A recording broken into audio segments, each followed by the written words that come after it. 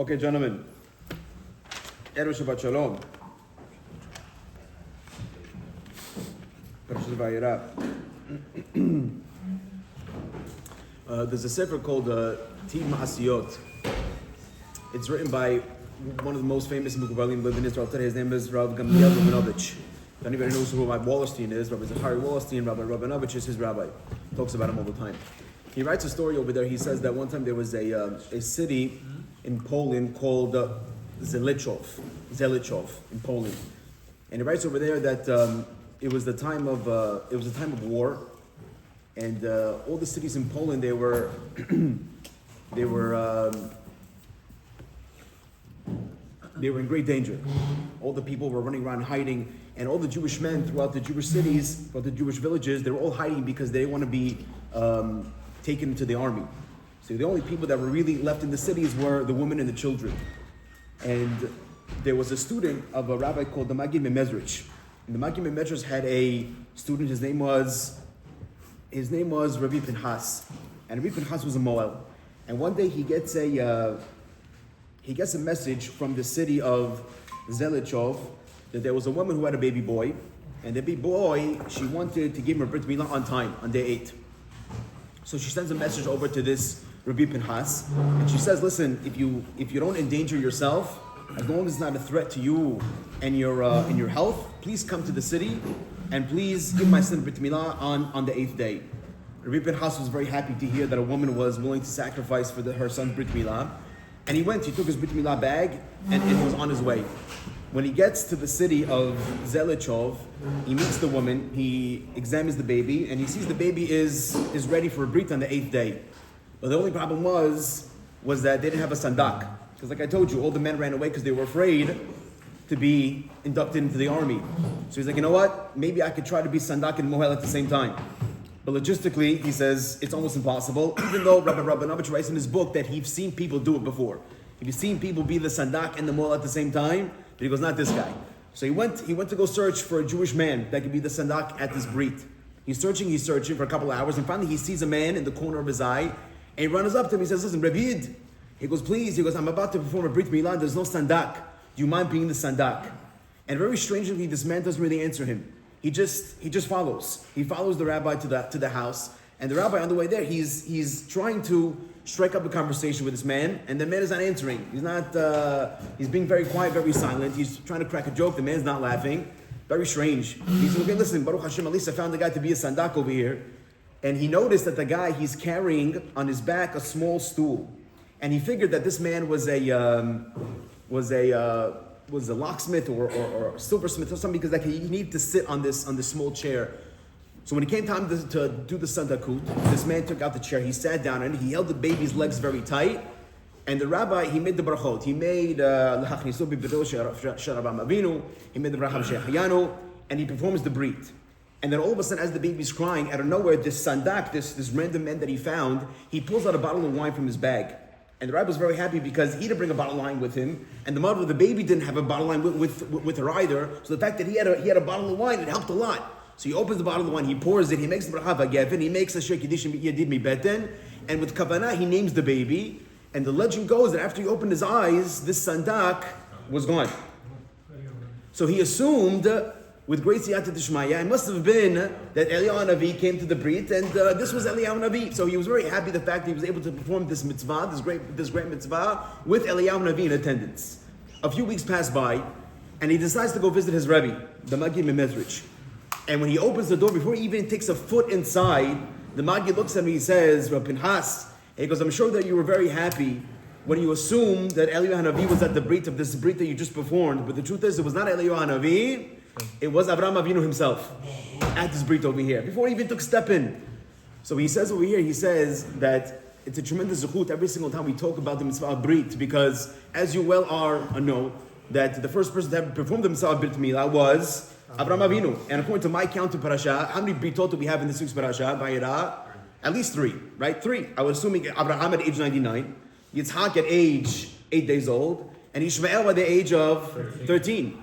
But coincidentally, we don't find any celebration at this Brit Milah. There was no party for the Brit Milah. As we have the minhag ourselves, every time we have a Brit, we celebrate with a party. But it doesn't say anywhere in the Pesukim that Abraham Avinu celebrated the Brit Milah of Yitzchak, or his own, or Yishmael with a party. Instead, the Torah tells us that Abraham Avinu made a different type of party. Which type of party did Abraham Avinu make? Very, very good. Look at the very first source in the sheets. Says the pasuk, "Vayigdal hayeled vayigamal vayas Abraham mishteh gadol." That he grew up, the child grew up. Vayigamal. What does the word mean? Vayigamal literally means in English he was weaned off. What does he was weaned off? He stopped at this point nursing from his mother. And Abraham Avinu made him a big party. Beyom higamel et Yitzchak, on the day that he weaned off Yitzchak. According to Rashi, which day was that? Says Rashi on the daf, Vayigamal lesof chav daled chodesh. At the end of 24 months, at 2 years old. So that means that the moment Yitzchak began, or he stopped nursing, or he began eating real food, he stopped nursing from Sarah, that's when Abraham Avinu made a tremendous party for Yitzchak, and he invited all the big people at the town. Big literally big, meaning in size big. We're going to see in a minute, the Midrash said that Og was there, and also the big people, the Gedolei Israel. That means the Shem was there, and Elimelech was there, all the big people that lived in the town at the time. But there's another reason why the Midrash says that he made a big party. If you look inside the Midrash is fabulous. Midrash says another reason why Abraham Avinu celebrated. He says, Amar Rabbi Yehuda, Rabbi Simon, Mishteh Gadol. He made a very big party.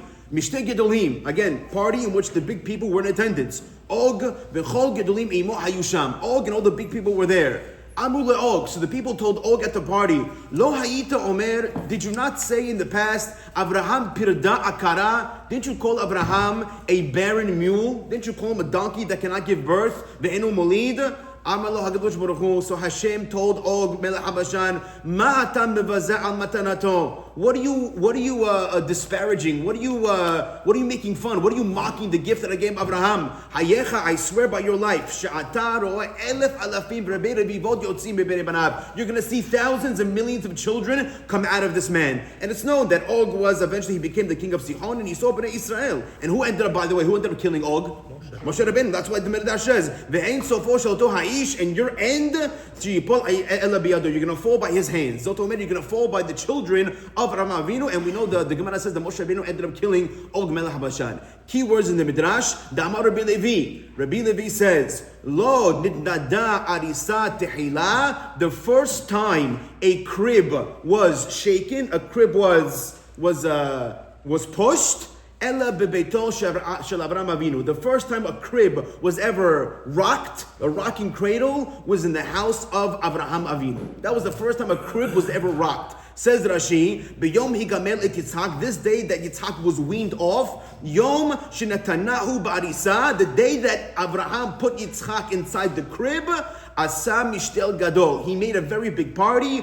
Ubao v'gamlo imo hesed. People came to congratulate him. I think what she is saying is two of the same things. On the day that Yitzchak stopped nursing from his mother, that means on the day that Yitzchak stopped sleeping in the bed of his mother, because when a mother is nursing her child, the child needs to be in the same bed as his mother. Therefore, on the same day that he stopped nursing, Avraham Avinu put him in the same, not the same, but a different bed. Now he officially put him in his cradle, and because he put him inside the cradle, he stopped weaning, he stopped drinking from the milk of Sarah. That's when Avraham Avinu made a tremendous celebration. Like the Ran says, Avraham itchil la'asot mishteh kasher husam Yitzchak ba'arisa. He made a big party on the day that he placed Yitzchak in the cradle.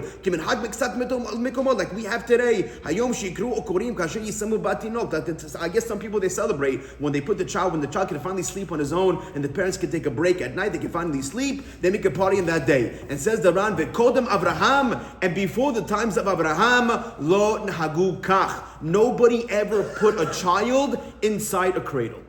Yitzchak was the first person to be put inside a cradle. Now you're wondering why? Why Yitzchak Avinu was the first person to ever be put inside a cradle? You want to know why something incredible? Says the rabbi called Or HaSeichel, something a hidush I never heard before. Says the rabbi Vehatam, the reason why this is so, the reason why he was the first person ever to be put in a crib, lekachu mishum sheYitzchak Avinu nolad katan, because Yitzchak was the first person to be born a baby. Hence the title of the shiur, the first baby, about Sha'ar B'nei Adam. But before him, Hayu Gedolim. Everybody was born adults.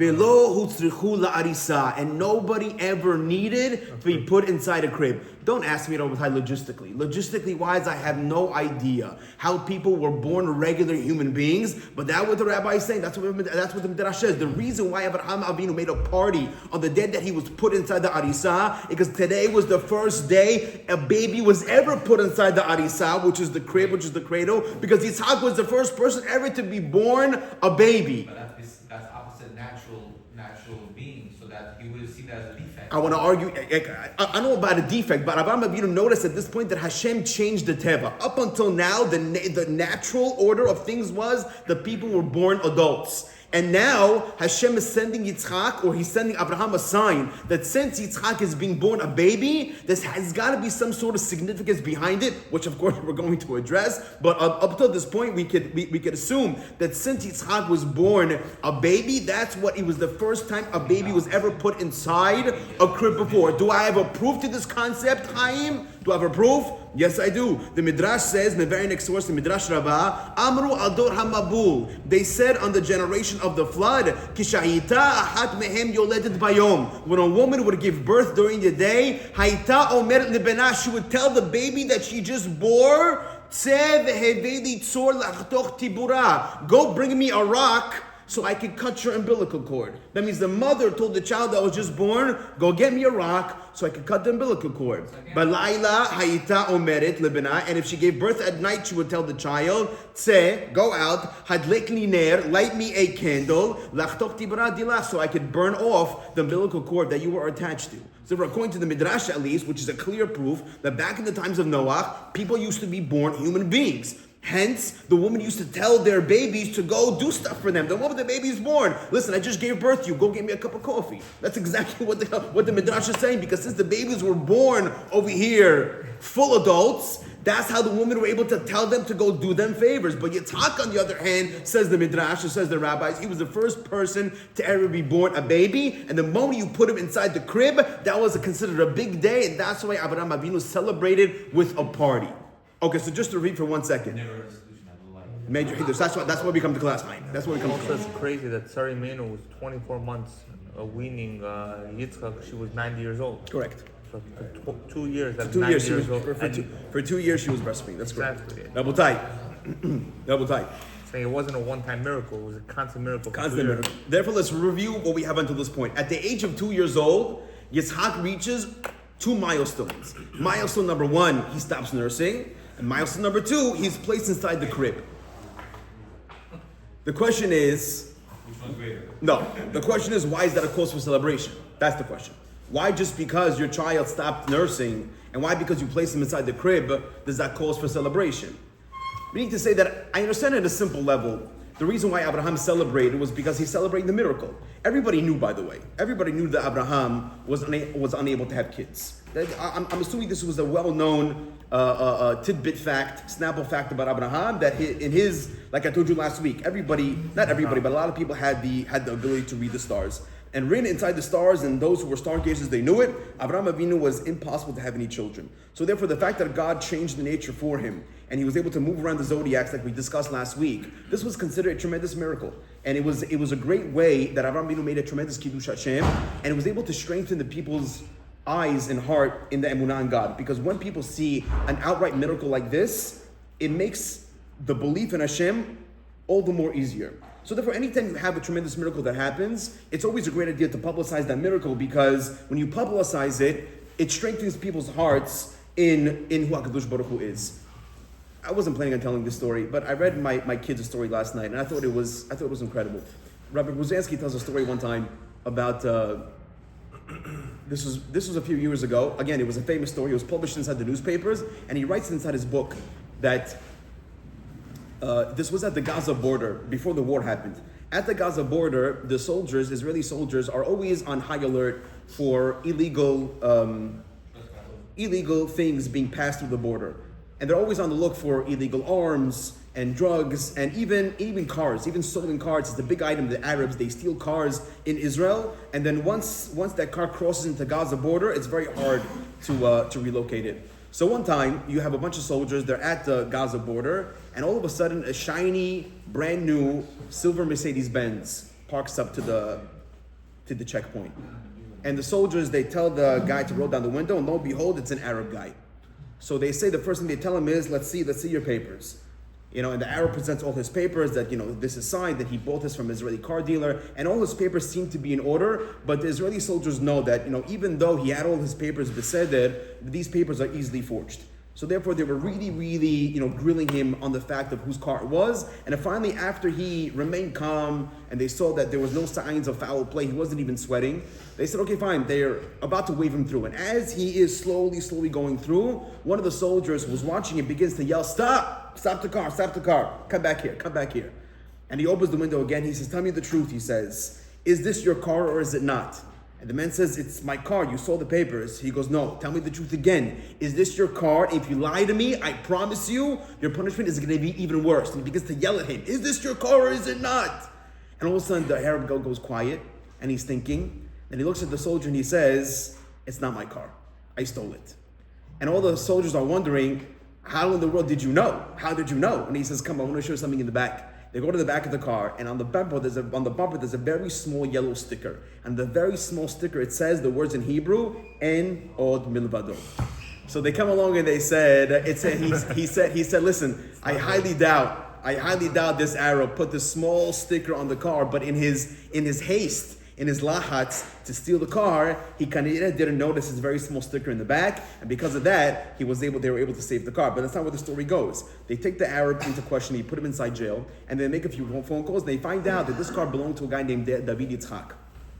David Yitzhak was an irreligious Jew that lived in Malay Adumim.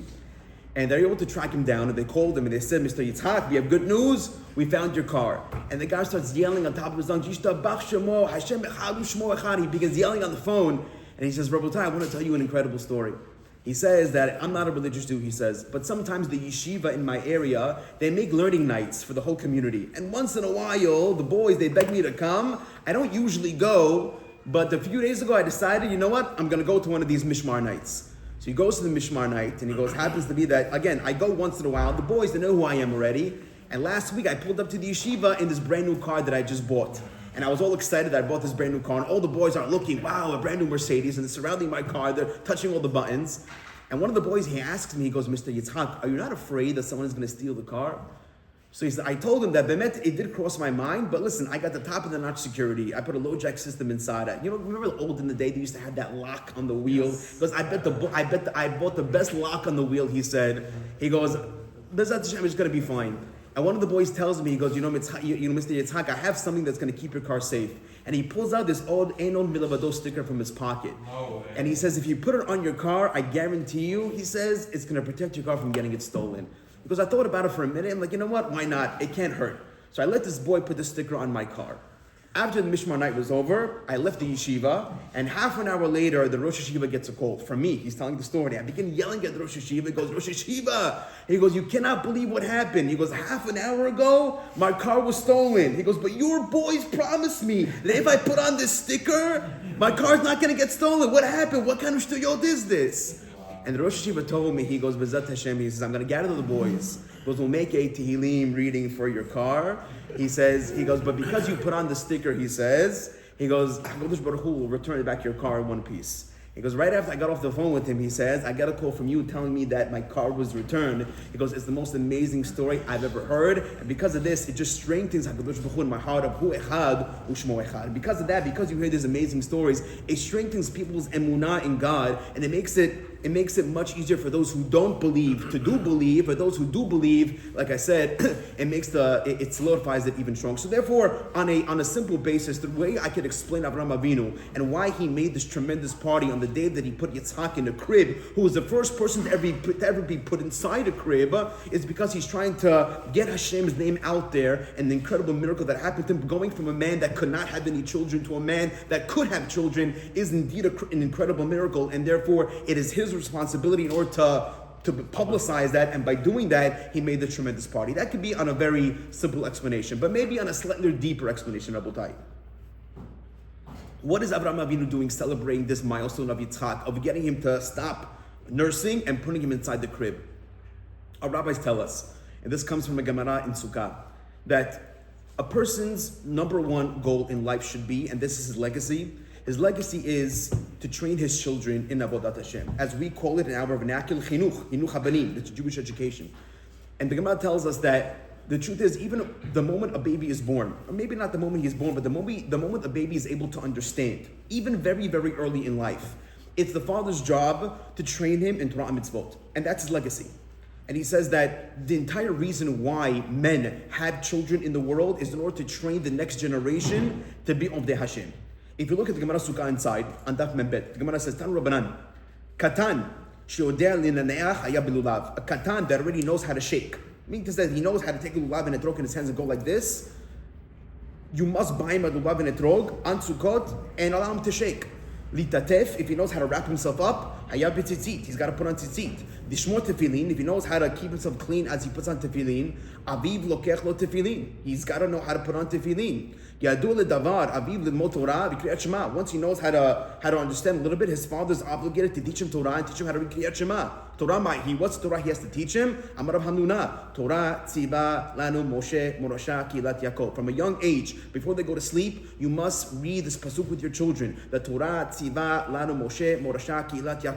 This is a pasuk that all the young children should know, young babies should know before they go to bed. They should say this pasuk over and over and over again, because this is amongst our bedrock faith that children must know Torah and mitzvot from a very young age. Kriyat Shema, Maihi, pasuk Rishon, at least the first pasuk of Shema Yisrael Adonai Eloheinu, Adonai Echad. This is our legacy, and this is what we must give over to our children, even from a very young age.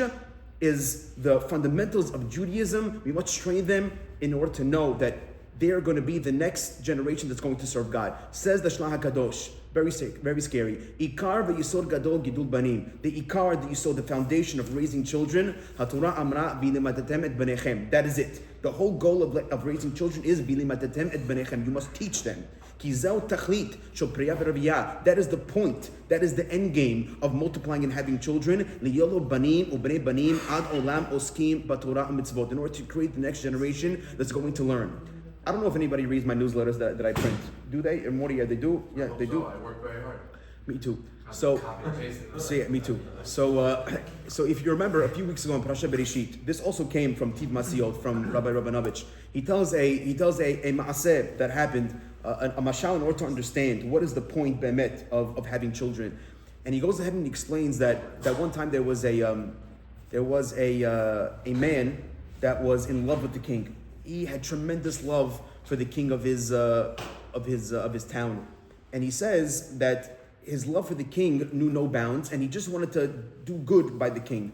So he says that one time he was looking for a job. He wanted to work specifically in the kingdom, so he could at least get a chance to see the king on a daily basis. So he said that every single day he would go up to the castle doors, he would bang on the doors, he would say, "I'm looking for a job, I'm looking for a job," and every single day they would reject him, until finally his hard work paid off. And one of the guards told him, "Bemet, you should know that the guy that's in charge of warming up the furnaces in the palace, he just quit his job, and they're looking for somebody new." You know what that means, warming up the furnace? You ever see Titanic? Back in the day, they used to warm up the place by throwing in coals in the furnace, and there was some sort of system that used to pull heat from the furnace throughout the entire building. So he writes over there, and he got this job as the furnace guy. And he said that he took his job very seriously. Very, very seriously was his job. And he said every single day, he would make sure that the temperature inside the palace was perfect. And again, back in the day, there was no thermostat. You couldn't just go to the thermostat and hit hotter or colder. You had to make sure if it was a freezing day, you had to shovel a lot of coals inside the furnace. If it was a slightly, chillier day or not such a cold day, then you just throw in a couple of twigs. But that was his job. And he took his job very seriously. He needed to make sure that the temperature inside the palace was perfect for the king and his family.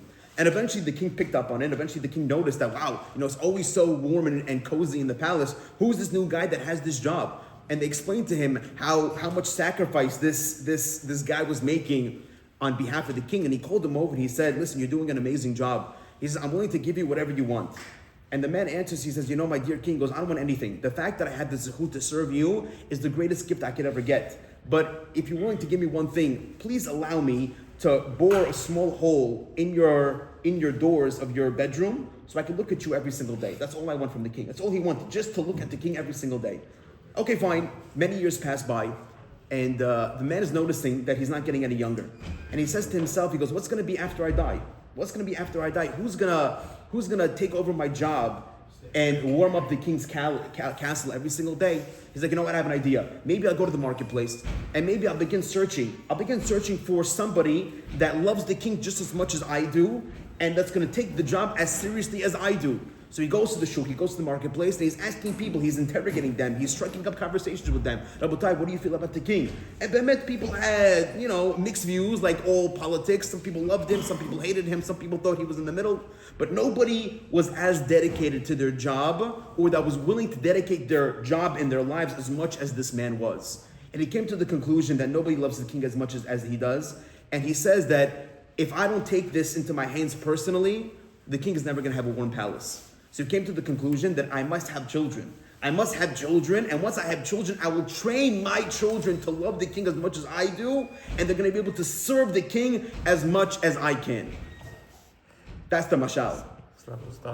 That's the mashal. The nimshal is that is our goal in the king as well. The HaKadosh Baruch Hu is the king that we love so much. And sometimes people, real of the Hashem, they just want to look at the king, right? That's what Moshe Rabbeinu says. Hashem, I just want to see your face. Show me your face. That's what it says in the Torah. Hashem says, you can't see my face, you can see the back. The Midrash says he showed him the back of his head with the knot of the tefillin. But he says nonetheless that our job is to raise children that love Hashem as much as we do. And therefore, according to the Shlach Gadosh, the whole legacy, the whole point of Priya V'Reviyah, which we know is the first mitzvah in the Torah, is to raise the next generation of the Hashem. And because this is such a precious mitzvah, because that is the whole goal of us becoming fathers, there's great pushback by the Yetzer Hara. The Yetzer Hara knows that if he could somehow resist in the Jewish education, he knows the next generation is doomed to fail, and that's it. There goes all the service of God that we have to offer. Midrash Rabbi writes, if you look into the last source on the first page of the sheet, he writes, Lo amdu filosofim ba'olam ki Bilam ben Be'or. There was no great philosophers in the world like Bilam ben Be'or. Nichnesu kol amot olam etlo. So all the people, all the nations used to go next to him. Amlo lo, they used to tell him, Tomar, shanu yocholim lizdavig le'umazu. How do we fight this nation? How do we combat them? How do we get them to fall? Amar, he told them, Lechu v'chazro b'tei kenisot b'tei midrashot. Go into their schools. Go into their shuls, shalahem. Im mitzatam shehem tinokot mitzapsefim bekolan. If you see the children learning Torah, if you see the children singing the songs of Torah mitzvot, ein atem yecholim lahem. You cannot overtake them. So therefore your goal, Can you say the Midrash again? Yeah, one more time. He goes, Lo amdu filosofim ba'olam ki Bilam ben Be'or. That there was no greater philosopher that got up like Bilam ben Be'or. Nichnasu kol amot olam etzlo. So all the nations used to visit him. They used to ask him, Amru lo tomar, shanu yocholim lizdaveg le'umazu. How do we fight? Lizdaveg means to fight. How do we fight against this nation? How do we cause them to fall? How do we cause them to fail? Amru lechu v'chazro b'tei kenisot b'tei midrashot. Go see. Go check inside the shuls and the schools. If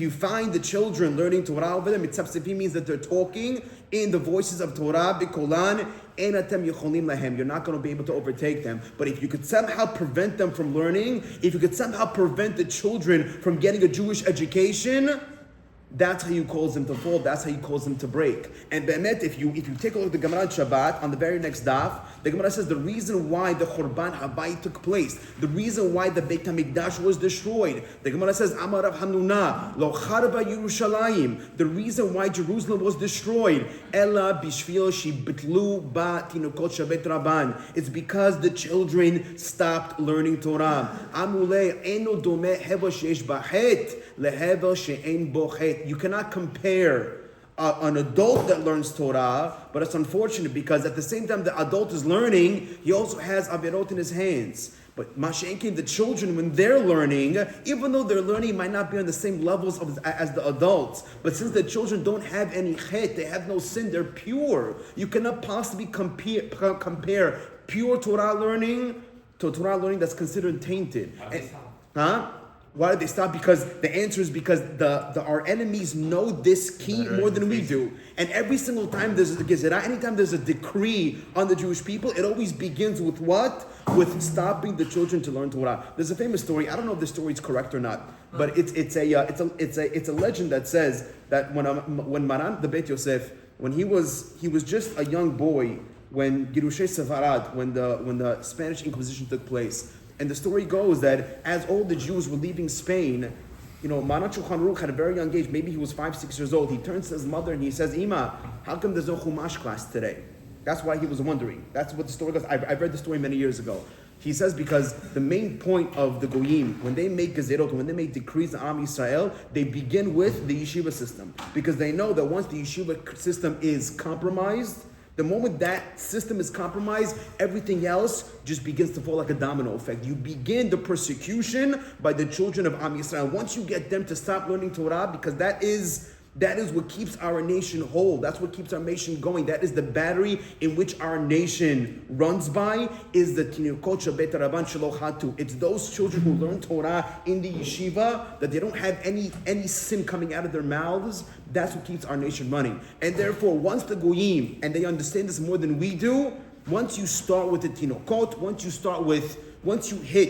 your target is the education of the Jewish children, everything is like a domino effect after that. In fact, the Gemara Yerushalmi in Sanhedrin says that one of the most evil kings of Am Yisrael, his name was Ahaz Melch Yehuda. And the Gemara was wondering, why did they call his name Ahaz? What's the pshat with the name Ahaz? Because Ahaz in Hebrew means he grabbed on. What did he grab on? The Gemara says he grabbed on to the children that learned the Batei Midrashot, the Batei Knesiyot, because he knew that once the children fall, he'll be able to get all of Am Yisrael to commit Avirot. Says the Gemara in Sanhedrin in Yerushalmi. He says, Lama nikra shemo Ahaz. Why is his name called Ahaz? Sha'achaz b'Batei Knesiyot, b'Batei Midrashot, because he held on very tight to the shuls and to the schools. Ela hari'anu moshechat manikoto mimenu ba'atzmo hu met. He says, Lamashal, if I pull away the mother's milk, if I stop feeding the baby on its own will die. And that was a metaphor. If I hold back the Torah from Am Yisrael and the children stop learning, then the entire nation will fall automatically. And he says, Im en ketanim, if there's no children, en gedolim, then the adults stop as well. Im en gedolim, if the adults stop learning, en hachamim, there are no wise men anymore. Im en hachamim, if there's no wise men, en nevi'im, there's no prophets. Im en nevi'im, en ruach hakodesh, then God does not give the divine providence. Ve'im en ruach hakodesh, en batei knesiyot batei medrashot. No ruach hakodesh, no learning, no shuls, no nothing. Keviyachol, en hakadosh baruch hu meshra shechnato al am Yisrael. God does not rest the Shekhinah with Am Yisrael, and that all begins and it ends with the Jewish education of the children. And once that's held back, says the rabbi, that's what makes everything fall apart. That crumbles the foundation from the beginning, And that's exactly what happened. Once already you stop the Jewish children from learning, after that it's all downhill. It's all down. 100% is a long process, but it's all downhill. Once it begins over there, it begins and it ends. And with that, Rabutai, gentlemen, with that we explained the intent of Avraham Avinu. When Avraham Avinu came along, he made a party. B'yom shi gamel Yitzhak, and the day that he weaned Yitzhak off his mother's milk, and the day that he put him inside this arisa, he put him inside this baby cradle. What was the whole kavanah over there? What was the whole point of him putting inside the cradle? What was the spiritual significance? Says Rabbi Friedman on the very, very last source, this very, very large paragraph. He says, "Hidvonein lehavin." We have to understand. We have to analyze. Hatam, the reason. Why did God change the nature? Like Chaim, that was your question. It seems to be that Yitzhak was sick at this point. If you can imagine, if everybody's being born adults, and all of a sudden Yitzhak is the first person to be born a baby, I would assume that something is wrong. I would assume that maybe he's born with a handicap. And Avraham Avinu realized, no, God is sending me a signal. Why did God change the nature specifically with my son, that he made him be born the first baby on earth? And he says, V'hiskil lahavin, Avraham Avinu used his head to understand. Ki hayot sheyitzchak haya adam harishon ba'olam shenolad keyehudi. Avraham Avinu understood at this point that Yitzchak is the first baby to be born with the Jewish ideology. Because again, Avraham Avinu was the first person to understand that there's God in the world. And at what age did he realize there was God? Anybody know? Okay, machlokit, he actually even brings that. Some rabbis say that he was 3, some rabbis say that he was 48. But Yitzchak was the first baby to be born already in that ideology. Avraham Avinu was born not believing in God, and he came to monotheism on his own at a later age. But Yitzchak was the first child to be born with Jewish ideology. Sharei Avraham Avinu hikir boro rak k'shaya ben gimel shanim or b'yito b'mechet shana. It was either 3 or he was 48 years old. Nimtza, it's found from here, Sharshet Sheklal Yisrael, the chain of the Jewish people, Shenoldu Keyehudim, that began to be born being Jewish, or Jewish ideology, Hitchila Mitzchak. It began with Yitzchak Avinu. And therefore, that's why Abraham Avinu had the commandment to give him a brit at a very young age, at age 8 days old. And this is the most important part. You give him a brit when he's still not in his right mind, when he can't understand anything, when he's not cognizant of what's going on. Why is that significant? Because if you wait to give chinuch, in order to give him roots,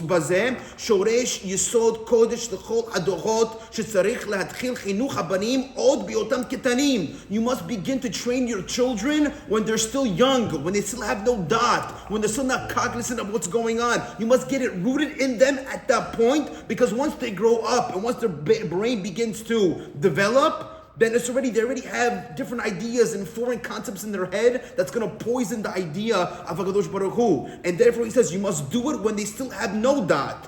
Sha'az, because if you wait, it's much more difficult to give them a true Jewish education, because they already have their own way. They're already stuck in a rut of their own way.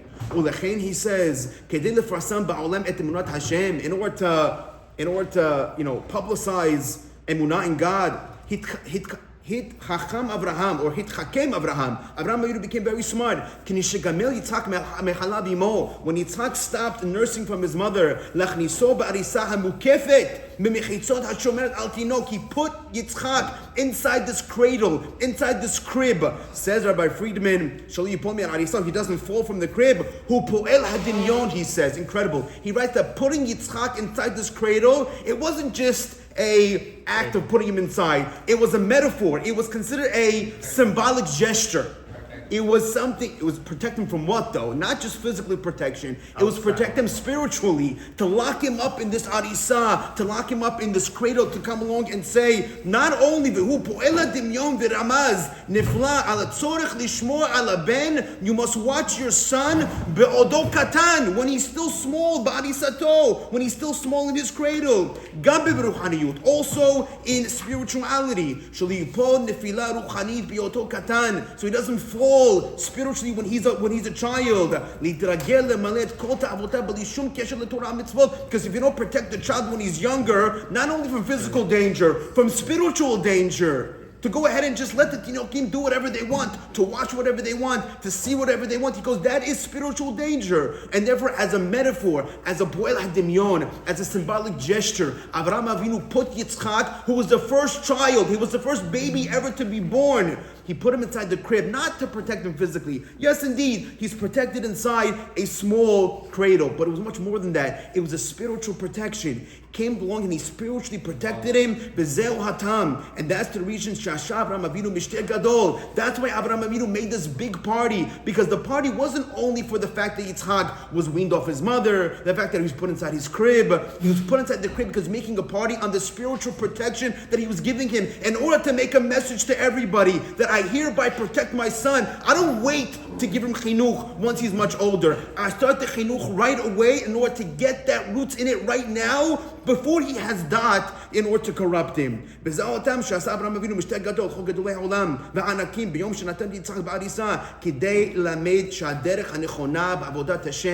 to teach us the correct way in Avodat Hashem,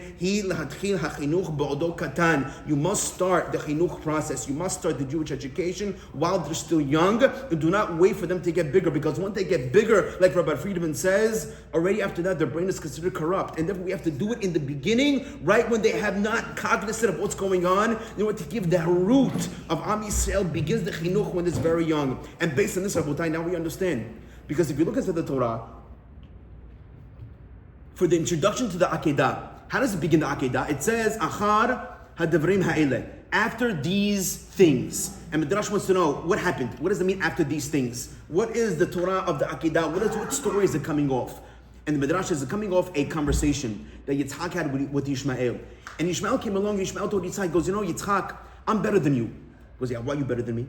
He goes, because I had Brit Milah when I was age 13. And I could have resisted, and I didn't. And it was much more painful for me. And I understood what was happening, and I still let our father give me a Brit Milah. Therefore, I'm much greater than you. But you, he said, you're 8 days old. You had no idea what was even going on. And Yitzchak said, no, that's the opposite. He goes, the fact that my father gave me the brit at such a young age, when I wasn't dafka knowing what's going on, is because he was training me that at a very young age, you must have misirut nefesh from God, even at my age. And therefore what he was doing is that he was implanting in the spiritual DNA of Am Yisrael to have misirut nefesh even at this young age. And that was Pishat, that was the type of chinuch that Avraham Avinu gave his child. That when it comes to the Jewish education of our children, after all the tests that Avraham Avinu went through, out of the Akedah, and Ur Kasdim, and after Yisra getting captured twice, and after the famine, after all those items, you know what God looks at the most out of all those things, Rabbi Time? Look at the very last source that I brought in this week's parasha. Pasuk says, Ki Yidativ. What does it mean, Ki Yidativ? The way the rabbis explain it, he goes, I love Abraham. The reason why I love Abraham, Leman Asher Yitzaveh et Banav et Bnei Beito Acharav Yishamru Derech Hashem. The reason why I love Abraham, this is God talking. Yeah, Ki Dativ is because the reason why I love Abraham is because it's not all the nisyon that I tested him with, not Akedat Yitzhak, not the fact that he threw himself in a fiery furnace. The reason why I love Abraham is because he gave a Jewish education to his child at a very, very early age. And he says that is the key. Just like the Shlach HaKadosh writes, that the whole goal, the whole point, as his word said, the whole Ikar v'Yisod Gadol Gidul Banim, the whole point, foundation of having children, Pirabi Reviyah, is in order to train them the next generation of Avodat Hashem. And those who do not, Chas v'Shalom, give their kids an early education, and they wait until the brain is developed, they wait until the kids understand, because you're risking other things getting to their heads, and it could be that there's going to be a spiritual blockage, and they're not going to hear what you're saying. Therefore he says, the earlier it is, the time that you get it really rooted, even though you might be thinking to yourself, he's still a baby, what does he understand? He's still a baby, therefore it's okay, let him do it. He goes, no, the opposite. The younger, Coco melon. Exactly, cocoa melon, exactly. Let's begin corrupting them at a young age. It goes the opposite. Because the more you train them when they're younger, the more that it's rooted inside of them. The whole point of the Jewish education. And with this piece, I'm going to end. Rabbi Mutzafi has an essay over here, and he writes, and that's exactly what I said before. He says, "Davar pelen emarkan." He goes, something incredible saying in this pasuk. Hakadosh Baruch Hu enu maskil Abraham Avinu et maasim tovim. Hashem doesn't mention all the good things Abraham Avinu did. She'asalo et tzedakot shenatan, all the charity that he gave. V'lo et Torah shelaman, not the Torah that he learned. El davar echad. He mentions one thing. Shehu menamed et yiladav lelechet b'derech hacharav. He taught his children what is the correct way to walk. Zeu hadavar hachashuv biyoter. That is the most important thing, that we teach our kids how to walk in derech Hashem. He goes, one time, Harav Yitzhak Nisim, who was the chief rabbi of Israel, he was the chief rabbi, Rabbi Chacham Ovadia was the chief rabbi in the 1950s. He says, Rabbi Yitzhak Nisim told him, the author of this book, Rabbi Mutzafi, he told me one time, he says, Dalecha, Kama shechacham yeh gadol b'Torah, no matter how much you think you're so great in Torah, v'kama sheyasem mitzvot masim tovim, no matter how great you think you are, im ein lo ben shilma Torah harav, if you don't have a child that learns Torah after you, afilu sh'a b'yom, even 1 hour a day, matzavo lemala kashem me'od me'od. Your matzav upstairs will be very, very difficult. And he writes, absolutely. And he writes over here from a rabbi called the Shorosh V'Avodah, the Yisod V'Shorosh Avodah. He writes that he actually gave tzaba'ah. He wrote the last will and testament to his kids, and he wrote them. He said, listen, if you want to say Kaddish for me, it's on tonight. It's on a condition. The Kaddish is only if you learn that day. But if you didn't learn that day, he says, don't bother saying Kaddish. He writes over here, Hu mosif vekotev sheyomru achanav kaddish rak b'tanai. You say kaddish for me only on condition. Shikaru kach v'kach perkei mishnah. Only if you read mishnayot that day. V'im einam lomdim et mishnah ve'hamefarshim. If you don't learn the mishnah, which is commentators, hu asur alechem lomar acharav kaddish. Do not say kaddish for me. Mishum shehadavar lo ye'il ele yaziklo. These things won't help me. The opposite, he said, it's going to hurt me. He brings a story of one of the biggest contributors to Jewish education. His name was Meir Eliyahu. There's a big rabbi today in Israel, Meir Eliyahu, but because this is a big nadib, a big, very wealthy man, he said there wasn't every single city that he visited, and he used to travel the world. He used to build Batei Knesiyot in every city that he visited on his own heshbon. He himself, he funded the building of shuls everywhere. Not only that, but there's a famous shul in Israel called Shoshanim David. It's a shul that the Kaf used to learn in. Because that shul was built by this man, Meir Eliyahu. He said that he even had a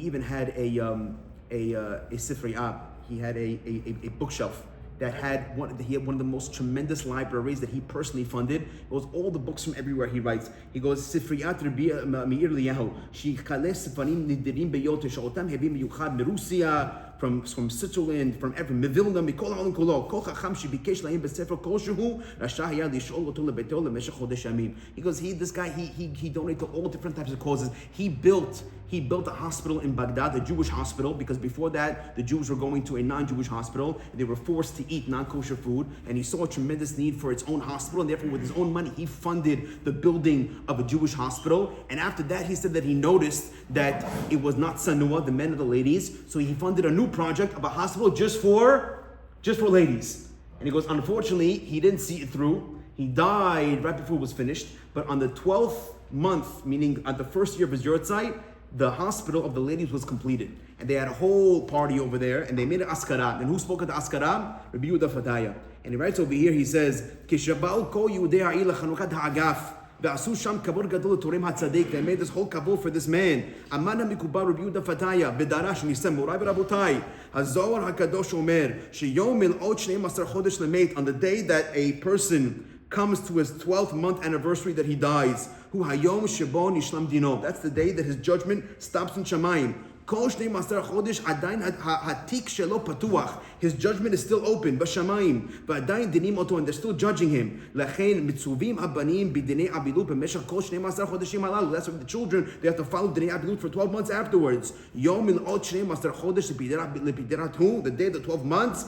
Yom shel simcha gedola lemeit. It's a great day of happiness for the dead person. Sof sof hunach min hadin. Finally, he's freed of the judgment. Says Rabbi Yehuda Fataya, Rabbi Meir nimtza lo safei began Eden. There's no doubt in my mind that Rabbi Meir Eliyahu, he's founded the greatest parts in Gan Eden. Himshich hachacham, hu bana batei kenisiyot. He built shuls. He kim yeshiva sherabanim. He made kolelim. Gam Talmud Torah. He made yeshivot. Taram sifrei Torah. He donated sifrei Torah. Kanas sifarim letovat lomdei Torah. He kim beit cholim. Ma lo asa Rabbi Meir. What did he not do, this man?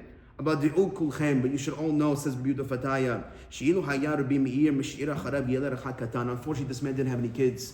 If he would have left over one son, be'oto yeler haya lomid mishnah hat, one mishnah, acharav yitkadav yitkadash merabban, he would say kaddish afterwards. Haya davar hazeh shakul lechol mashu hishir po. It would have been much greater than what he did over here. And he ends off by saying, Ikar ha'ikarim shaya etzel Avraham Avinu haya. The main point, the reason why Avraham Avinu is praised by God, ki dativ lemana sheyitzaved banav et beito ha'ara v'shamnu derech Hashem. The main point, the main goal, the reason why Avraham Avinu was praised by God is because he was able to give the proper chinuch to Yitzchak. And that's why he made this tremendous party. Yom she'igamel Yitzchak, the day Yitzchak was weaned off. Yes, indeed, he stopped nursing from his mother. And for the first time ever in history, a baby was put into a cradle. Yitzchak Avinu was the first child that was born. He was the first baby that was born. Everybody before that was all adults. And Avraham Avinu made a po'el demyon. He made a symbolic gesture. I hereby put Yitzchak in this cradle, not only to physically protect him, but to spiritually protect him. In order to tell us and all the children and all the generations after us that Chinuch HaBanim does not begin at an older age. Lehefich. You must begin Chinuch HaBanim as early as you can, because the earlier you do it, the earlier you teach them Torah Mitzvot at a young age, it's rooted inside of them. With that, he says, is the most tremendous thing a person could do. Wishing I remember, Shabbat Shalom.